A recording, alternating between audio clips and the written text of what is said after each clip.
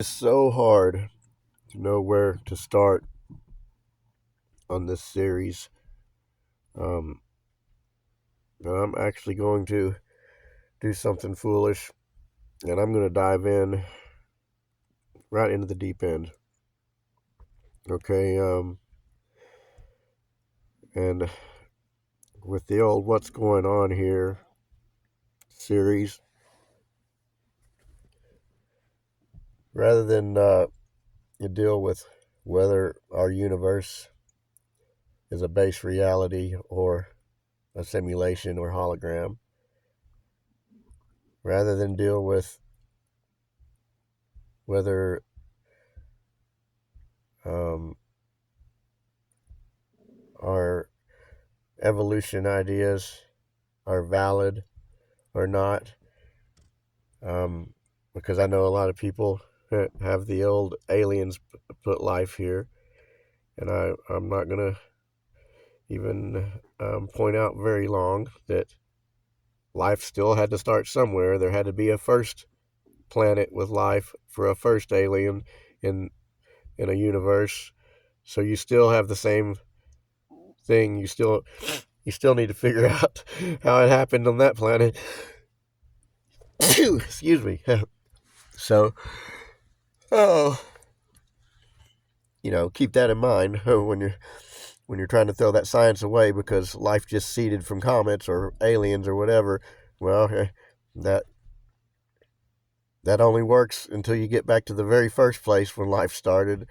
Then it probably had to have the tide pools and all that again. Okay, but that's not what we're going to deal with. I am going to deal with that subject, but here's how it's going to work. First of all, I want to talk about light and the peculiarity of light. Okay, light travels, of course, at the speed of light. And when you travel, if you are a photon at the speed of light, um, time, you don't experience it. Okay, the for light itself,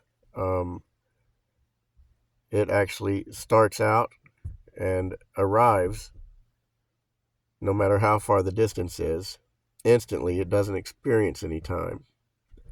Okay, so for a photon, um, let's say a distance across the universe, leaving a galaxy, arriving at another galaxy 5 billion light years away, this is a thing that happens instantly. Now, 5 billion years does pass relative to all of the rest of the universe for this photon. But to the photon, it leaves and arrives at the same moment. So what you need to understand is light itself, light, does not experience time as you and I do. Okay, we can have that same effect as we move faster and faster and faster and closer to the speed of light. Time slows down for us, and relative to the rest of the universe, you finally get to a certain speed, and you watch the whole universe pass by in 1 second or less. That's what a photon basically sees. So this is the first magical property of light. The next property of light that makes light so amazing, as you know, is the double slit experiment, where it seems that a conscious observer has an effect. It seems the light knows if it's being watched. It seems the light has some sort of awareness if it's being looked at. Okay?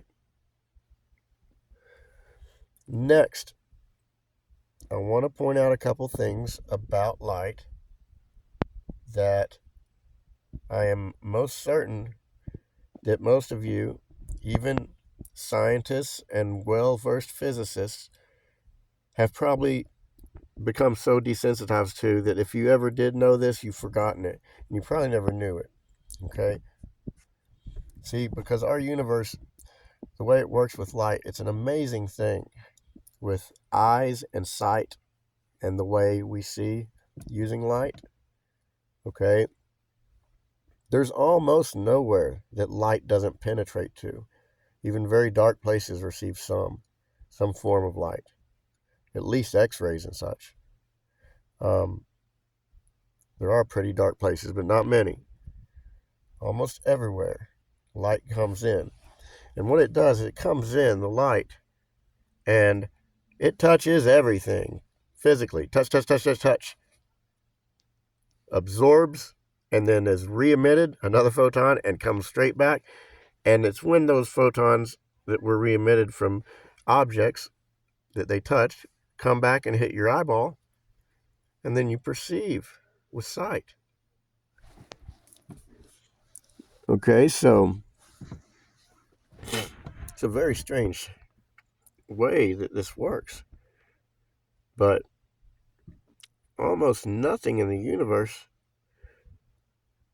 is separate from all these photons just going everywhere all the time. You look up in the night sky, you see them. The whole of space is just full of random photons running everywhere, from everywhere. Okay, even from the farthest distances. There they are, traveling, touching, touching, touching. All right, so that's how it works. Light goes out, touches the object, comes back and hits your eye. Now you perceive it, you see it. Okay? Now I need to point something out because this is a religio-scientific talk. I'm going to point some stuff out. I'm going to make the scientists uncomfortable and the preachers. All right? We're all going to be uncomfortable here. So, the Bible says, and Jesus indeed says, I am the light. Also, I am the light of men. Okay? He shall be a light shining in the darkness. Now, many preachers have said this is not a literal statement. He doesn't mean literally he is the light. Let's just back up and, for the sake of arguments, say that it was also literal. And he's saying that I am the light literally. And that all the photons in the universe, these are the physical body of God himself. The part of God that's in this universe. What would that mean? Here's what it would mean. First of all, it would mean that, as you can see, God is everywhere. Physically, actually everywhere. It would also mean that he's almost constantly in contact with everything, touching it with his actual body, touching physically everything. Everything. Okay. What else would it mean? It would also mean that God has these amazing time properties himself. That makes sense. What else? Well, it would also mean that sight, and the Bible says he's to give sight to the blind and the lost, but sight itself is provided physically by God. In every moment, God himself touches every object that you ever see, and then comes back over with his same body that just touched that. He comes back over and touches your eyes with his own hands, and then you see that object. And he does it 1,000,000 refresh times a second for every object that exists, over and over and over, never stopping. God is physically providing sight to anything that sees at all times. Wow. That's amazing, ain't it? What else? Well, I wonder if that means that God doesn't even use like eyes himself. He just feels everything directly with his hands. Wouldn't that be crazy? He don't even use sight. He just feels of everything. He never takes his hands off of everything and all of us. What would that mean regarding the origin of species and evolution? Here we come with some science. Okay, here's what that would mean. You scientists, please recall how evolution works through mutation. Remember that DNA slightly changes, and every once in a while that change is for the better and also can be passed on. And in those few cases, a thing changes for the better and its child is better and it changes a little for the better. What actually changed that little part of DNA again? Can we remember that real quick? Oh yeah, radiation. Light. Light every once in a while touches, knocks a C or G or A, one of those T, over a little bit, changes that DNA just a little, chink chink, and it's altered.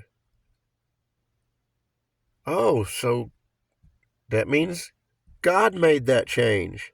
It was altered by his hands. Wait a second. You know what that would mean if that was true? That would mean that not only is evolution 100% true, and that is how all things are created and change and become and all that, it would also mean that the whole thing is also intelligently designed, done by him by choice with his own hands. Oh my gosh, could it be that evolution and intelligent design are both 100% true and one and the same? Oh no, the scientists and the preachers are both ready to kill me now. I myself never saw this one coming. It's amazing, ain't it? It's amazing. It looks like it's actually true. It looks like it's actually true. Can you believe that? Wow. Anyways, so there you go. I just thought that I would prove both evolution and intelligent design all in one go. Wrap it all up together, and then leave you scientists and preachers that hate each other so bad because it's got to be one or got to be the other. It looks like it's both. You were both completely right. I know you're half happy, half completely sick, huh? Anyways, is there anything more to it? I guess that covers it all. Oh, how amazing. Well, see you next time, guys. Stay safe and keep believing in well, extraterrestrial overseers that keep comets from totally wiping us out. I'm sure that's what's going on. I sure hope so. Bye bye.